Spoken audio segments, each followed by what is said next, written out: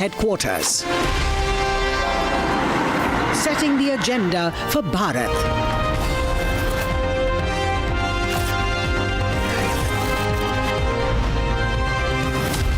You're watching Republic.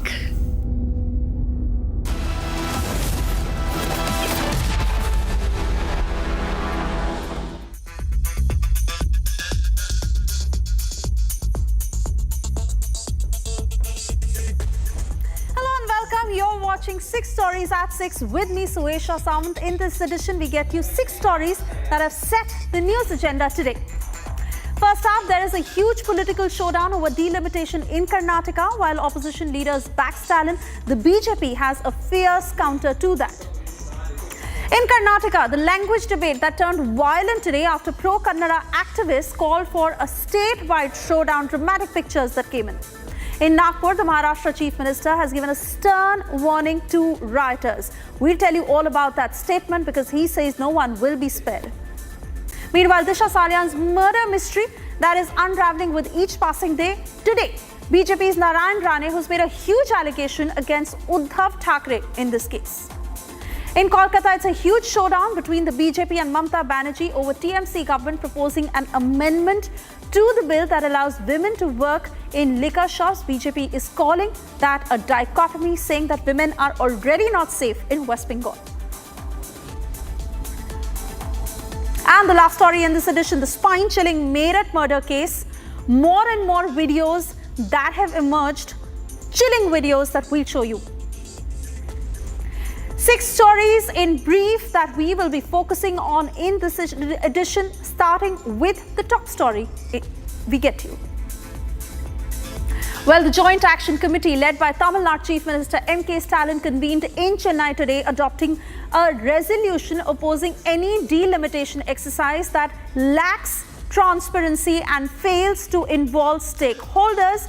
The meeting was attended by representatives from multiple states concerned about the impact of the upcoming delimitation on their political and economic future. Opposition leaders from southern states and Punjab gathered at Chennai for that meeting against the proposed delimitation exercise. The BJP, meanwhile, called it a drama. We are getting you all the details of that meeting. The Joint Action Committee, led by Tamil Nadu CM M.K. Stalin, has adopted a resolution opposing any delimitation exercise that lacks transparency and fails to involve key stakeholders. The meeting, held in Chennai, saw participation from representatives of multiple states, all concerned about the political and economic implications of the upcoming delimitation process. I'm very happy that the Kerala Chief Minister, Telangana Chief Minister, Punjab Chief Minister also participated with various political parties. We discussed. Our party High Command also gave us a direction that we have to protect our interests. So Karnataka, Tamil Nadu, Kerala and other states of the southern states, we contribute for the immense growth. We cannot accept this proposed delimitation because of it will politically limit us. It will punish us for being performing states. We have to stop BJP for implementing any unfair delimitation. South will not accept population-based delimitation. If BJP does delimitation on population, South India will lose political voice. North will make us secondary citizens. Everyone here agrees we will not accept delimitation based on the population. The resolution emphasized that any changes to parliamentary constituencies must follow a fair and open process, ensuring participation from state governments, political parties, and key stakeholders. The Joint Action Committee expressed concerns that states which successfully implemented population control measures could be penalized if their parliamentary representation is reduced due to shifting population shares. India has just completed 75 years of existence. Our national leadership should ideally strive to heal old wounds, not create new ones. If India truly has to become a superpower by 2047, the order of the day is cooperative federalism, not coercive federalism. As per the resolution, a core committee of MPs from participating states will coordinate strategies in Parliament to counter any delimitation process that does not align with these principles. The committee has also planned to submit a joint representation to PM Modi during the ongoing Parliament session. Opposing the meeting, the BJP staged a black flag protest accusing Tamil Nadu CM of showing selective urgency on issues affecting Tamil Nadu while ignoring concerns of other states. Shamelessly, Tamil Nadu CM has invited DK Shivakumarji here for a discussion on a topic which has got no rational basis. So today's black flag protest is against the DMK government and Mr. MK Stalin for sacrificing Tamil Nadu's interest and doing this kind of drama in Chennai. Senior BJP leader Tamil Sai Soundarajan slammed the meeting as an attempt to cover up corruption by the participating leaders. Rahul Gandhi cannot boldly say anything about this delimitation because he has to go and face the people from other states also. So, Stalin is making their partners embarrassed by this.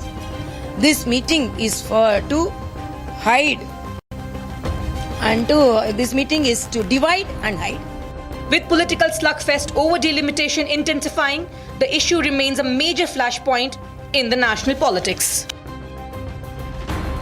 And while Karnataka is witnessing a statewide bandh today after the pro-Kannada organizations called for a 12-hour shutdown from 6 a.m. to 6 p.m. While Bengaluru wore a deserted look, a few other areas of the state remained unaffected. Protests were also reported at some places including Tumkuru and Belagavi. The pro-Kannada organizations who called for the bandh to protest against the recent attack on a Karnataka State Road Transport Corporation driver in Maharashtra's Belagavi for not knowing Marathi. Chandan Gowda of Yuva Karnataka Vedike joining us on the broadcast this evening. Good evening, Chandan. Do tell us the fact that many of those protesters have been detained by the cops today. What is your plan in terms of sustaining these protests? Hello everyone, myself Chandan Gowda from Yuva Karnataka Vedike. You have already seen the situations of in Karnataka what's going on. Recently we have faced the issue in Belagavi regarding conductor and more in Bengaluru we are facing the issues like sidelining the language, our language. So the thing what we are asking the government is, so we need to respect our language and we need to give a first preference for this language.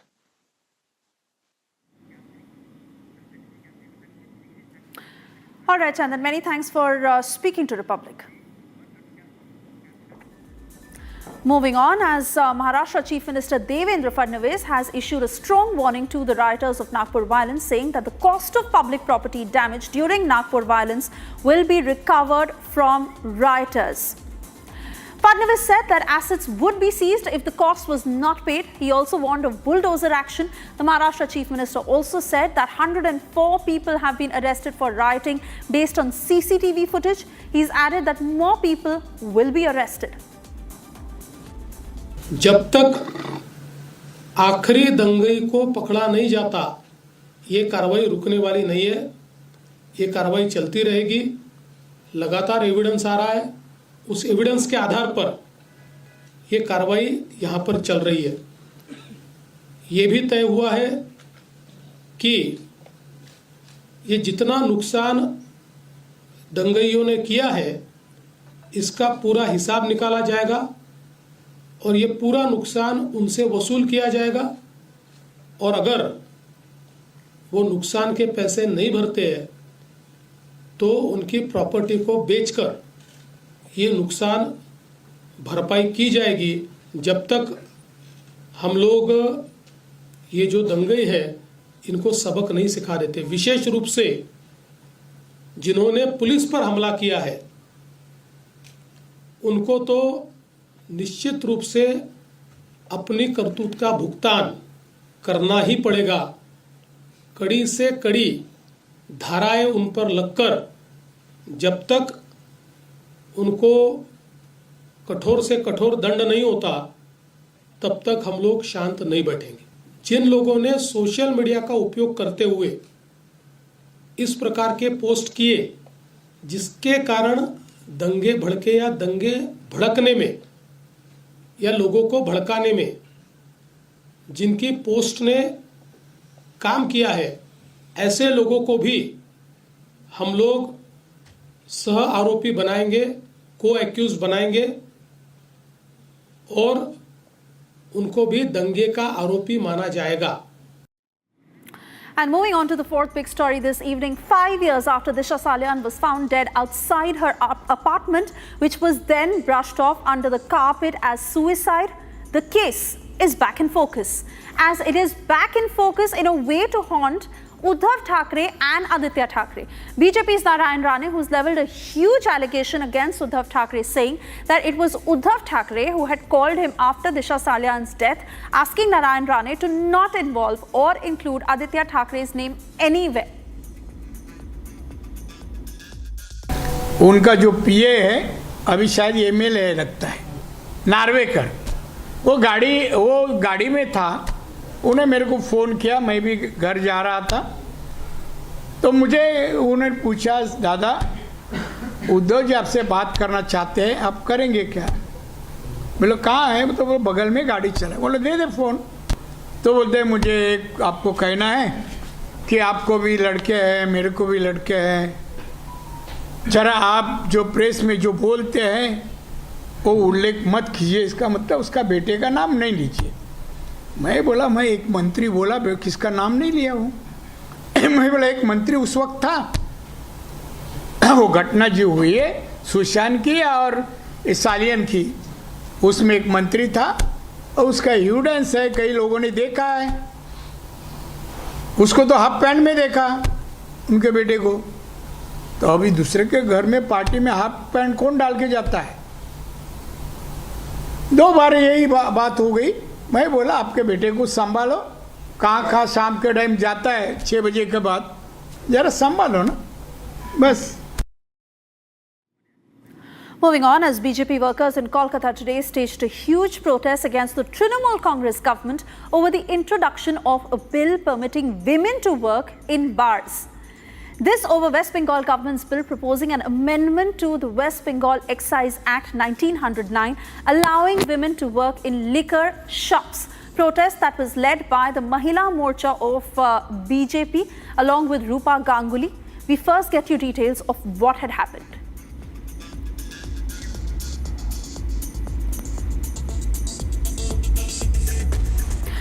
Also joining us on the broadcast, Anup Kumar Saha, BJP MLA from West Bengal. Anoop Saha जी, आप बताइए, क्योंकि BJP ने ये सवाल उठाया है कि already women safety को लेकर कई मुद्दे हैं वेस्ट बंगाल में। आपको क्या लगता है, क्या इंटेंट है ममता बनर्जी का कि उन्होंने अलाउ किया है ये? देखिए, ममता बनर्जी ने महिला विरोधी एक जो अपना प्रकल्प वो चालू करना चाहते हैं, जो पूरी महिला लोगों को असम्मानित करने का एक काम ममता बनर्जी शुरू किया है।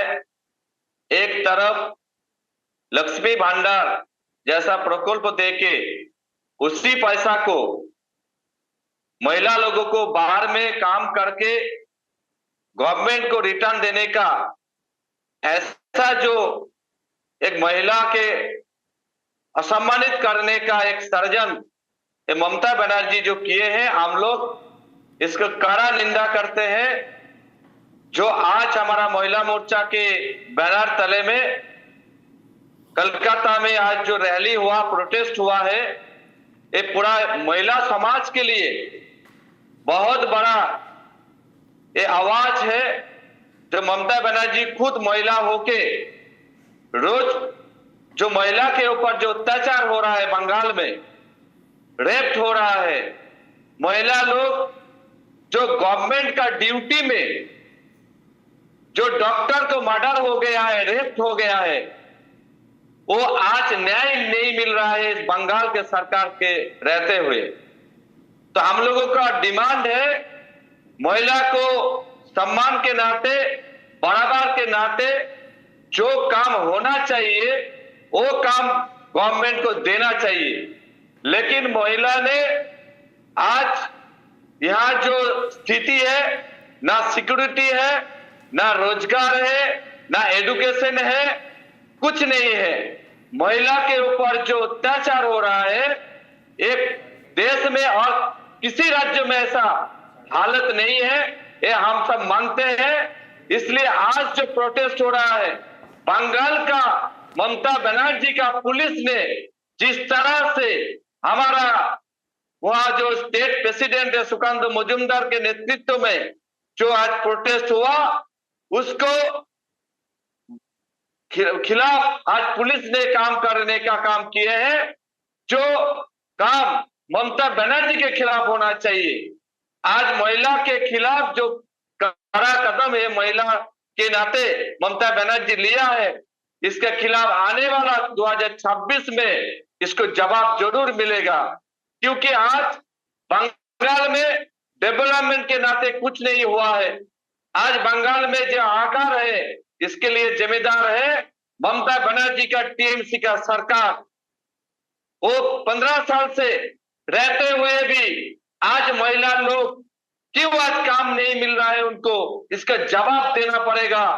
बंगाल में जब विधानसभा चलता है, उस समय जब हम लोग इस महिला के नाम लेके जब हम बात करते हैं, उस समय ममता बनर्जी का बोलने के लिए कुछ नहीं है, वो खुद प्रेजेंट नहीं रहता है विधानसभा में, तो आज सरकार कैसे चलेगा। हम लोग बंगाल का हर महिला के लिए जो प्रोटेस्ट हम लोग शुरू किए हैं, ये बरकरार रहेगा जब तक ममता बनर्जी ने ये जो कानून ले रहे हैं, इसके खिलाफ हमारा ये मूवमेंट चलता रहेगा। क्योंकि आज बंगाल में हर महिला असुरक्षित है, इसके लिए हर परिवार आज चिंता में है कि उनका घर का बेटी बहू अगर ड्यूटी में जाएगा, वो अच्छा सुरक्षित के नाते घर वापस आएगा क्या नहीं। इसके लिए 116 साल के बाद ये बैन हटाया गया है और बीजेपी का ये भी सवाल है कि क्या ममता बनर्जी ने अरेंजमेंट्स किए हैं औरतों की सेफ्टी के लिए। हम आपके पास जरूर आएंगे फिर से। अभी हमसे बात करने के लिए बहुत शुक्रिया। Moving on, as in this latest development in the Meerut murder investigation, the postmortem report of victim Saurabh that has revealed many shocking details. The report stated that his wife stabbed Saurabh 3 times and then viciously drove the knife into his heart. Now, according to the postmortem report, Saurabh's head was also chopped off and his body was cut into small pieces to fit it into the drum. Even the doctors who conducted the postmortem were shaken. The police said that it sent a team to Himachal Pradesh for further investigation in this matter. इस वक्त हमारे साथ में अजब सिंह जी मौजूद हैं। आपको बता दें, ये वही कैब ड्राइवर हैं जिनके कैब में बैठकर मुस्कान और साहिल इस हत्याकांड को अंजाम देने के बाद में घूमने निकल जाते हैं, शिमला जाते हैं। जो जानकारी अभी तक मिली है, आगे की पूरी जो सच्चाई है वो अजब सिंह जी बताएंगे। अजब सिंह जी, सबसे पहले यही सवाल है कि किस तारीख को, कितने बजे और किसने आपसे बुकिंग की थी कैब की? मेरे से फ़ोन आया था 10 साढ़े 10 बजे, विकास भैया का, मतलब उस्ताद है में, उन्होंने ही बुकिंग दी थी। नो अजब सिंह कहाँ है? मगर भाई उस्ताद जी मैं तो घर हूँ। नो कहीं जा रहा है कहीं? मगर नहीं, मैं कहीं नहीं जा रहा। मगर ठीक है, तो मगर मलानी चला जाएगा? मैंने बोला कै दिन का टूर है? मगर 10-12 दिन का टूर है। मगर ठीक है जी, चला जाऊँगा मैं जी। हाँ जी। तो ये ओला के थ्रू बुकिंग ये उस्ताद को पता किस नाम थी? ऑनलाइन बुकिंग करी थी, ऑनलाइन थी उनके पास बुकिंग, उन्होंने मेरे को दी बुकिंग ये जी। फिर कब वो लोग आपको मिलते हैं, कहाँ पर मिलते हैं, क्या समय? ये उन्होंने बोला था मैं आप चले जाना दिल्ली चुंगी, मेरठ में दिल्ली चुंगी है। जी। मैं दिल्ली चुंगी गया, वो मैंने वहाँ पहुँच कर उस्ताद फ़ोन किया जी मैं दिल्ली चुंगी पहुँच लिया। तो मैं कॉन्टेक्ट करूँ, मैं जब व्हाट्सएप पे उनका नंबर और लोकेशन भेज रहा हूँ जहाँ जाना है, मैं नंबर सेंड करा, लोकेशन उनसे मंगा लेना। मगर ठीक है, मैंने नंबर पे बात करी मैडम से, उन्होंने डायरेक्ट कॉल तो वैसे उठाया ना था, मैंने व्हाट्सएप कॉल करी तो तुरंत उठा लिया। मगर madam Ajab Singh driver cab बोल रहा हूँ, जो कैब बुक की थी आपने। मगर अच्छा भैया कहाँ पहुँचे? मगर जब लोकेशन भेज दो, मैं दिल्ली चुंगी पहुँचने वाला रास्ते में हूँ। मैं जब गैस वैस भरवा रहा था गाड़ी में, तो कह लगा ठीक है मैं लोकेशन भेजती हूँ। मैं लोकेशन पा के पहुंचा, फिर वहाँ थोड़ा भीड़ भड़का था शाम का टाइम, 6:30 बजे थे जब मैं वहाँ पहुंच गया। शाम का समय था? हाँ शाम का, 4 तारीख के शाम का। तो उस टाइम पे ये इनके घर के पास ही आप? हाँ इनके पास घर में मैं मुश्किल से 400-500 मीटर दूर पहले ही था। मगर मैडम गली पतली है, गाड़ी आ जाएगी नहीं। तो कह लगा आप कहाँ पर खड़े हो? मैडम जी काशी डेयरी के नाम से दुकान है, जो मैंने हिंदी में पढ़ा, इंग्लिश नहीं आती थी मेरे पे, मैंने हिंदी में पढ़ा। उन्होंने कहा आप वहीं पर ही रुक जाओ, वहीं आके वो कॉल करते हैं आपको। मैं लगभग आधा घंटा खड़ा रहा गाड़ी में। आधा घंटे बाद आता है वो चोटी वाला, मुझे नाम पता ना था इनका, जो ये साहिल। हाँ नाम तो मुझे अब 19 तारीख में पता लगा इसका नाम साहिल है। वो कह रहे भैया अजब सिंह हो ड्राइवर? मैं कहा जो गाड़ी बुक की? मैं कहा हाँ जी। नो ठीक है। मैं कहा मैंने पूछा क्या दिन का टूर है? नो है कोई 12, 13, 14, 15 दिन का टूर। मैं कहा ठीक है जी। तो वो बैठ गए, मगर मैडम आ रही है अभी थोड़ी देर में। मगर ठीक है जी। मेरे को बताया था वाइफ बीबी है, मगर वाइफ बीबी जाएंगे। मगर ठीक है। मेरे को इनको लगा मैं गर्लफ्रेंड है, ब्याह बीबी है। जब फिर वहाँ से गाड़ी में बैठ गए, मैंने इनसे पूछा मैडम से मैं कहाँ जाना है? मलानी जाना है। कहाँ जाना है? नो मलानी में वहाँ जाना है शिमला। शिमला की मैंने लोकेशन लगाई मोबाइल पे, मोबाइल मैंने अपना काउंटर पर रख दिया, मैं लोकेशन वहीं पे चलता रहा। शिमला रुके ये 2 रात, तीसरे दिन ये चले वहाँ से। शिमला 2 रात रुके थे, उसके बाद कहाँ? उसके बाद गए मलानी, जहाँ बर्फ पड़ रही है वहाँ। अच्छा ये कुछ तस्वीर हम यहाँ पे दिखा रहे हैं, क्योंकि आप पूरा टाइम 14-15 दिन का जो इनका टूर था, ये इससे पहले जब फोटो आया था ना, इन्होंने कपड़े वहाँ खरीदे थे असोल में, बजाज असोल लगता है वहाँ जी, असोल मलानी में असोल है, असोल। हाँ जी। जो केक वेक जो मेरे से मंगाया था उन्होंने चैट पे, मैं दिखा सकता हूँ आपकी, इनकी रिकॉर्डिंग सब है मेरे पास। व्हाट्सएप ही बात करी इन्होंने, जब भी बात करी मेरे से 1-2 बार वो वैसे नॉर्मल कॉल करी, जो मैं मोबाइल का नेट बंद कर दिया था। वहाँ MB कुछ ज्यादा ही खा रहा था वहाँ, मेरे पता नहीं क्यों। तो ये केक इस पे शंकर लिखा हुआ है। हाँ, ये इन्होंने बोला था लिखवाने? हाँ, इन्होंने ही, मैडम ने बोला, पहले बोला था बाबा लिखवा कर लाना। गाड़ी में दोनों शांति थे, ज्यादा कोई बातचीत नहीं? शांति बिल्कुल ऐसे थे जैसे आप और मैं गाड़ी लेके, आप गाड़ी बुक कर लो, आप 2 देने जा रहे, तो मुझे क्या पता आपने क्या कांड करा, उसके माथे पे तो लिखा हुआ नहीं होता। ये था, ये चुप जैसे गए और ऐसे ही आए, ये जैसे बैठ के गए शांत, ऐसे आए। यूपी में जिला पड़ता है शामली, वहां से इन्होंने ठेके पे रुकवाई, बियर लेनी है। मैंने तो लड़की जब देखी पीती भाई, ना तो डेली काम था उसका लड़के का 2 बोतल। Cutting across to my colleague Ritu, joining us from Republic Bharat, who's tracking all the developments on the ground. Ritu, जिस तरह के वीडियोस सामने आए हैं, किस तरह का रिश्ता था उन दोनों के बीच, क्या उनकी प्लानिंग थी, कैसे वो लोग किस तरह का समय बिता रहे थे मर्डर से पहले और मर्डर के बाद, अभी इन्वेस्टिगेशन के दौरान और क्या पता चला है?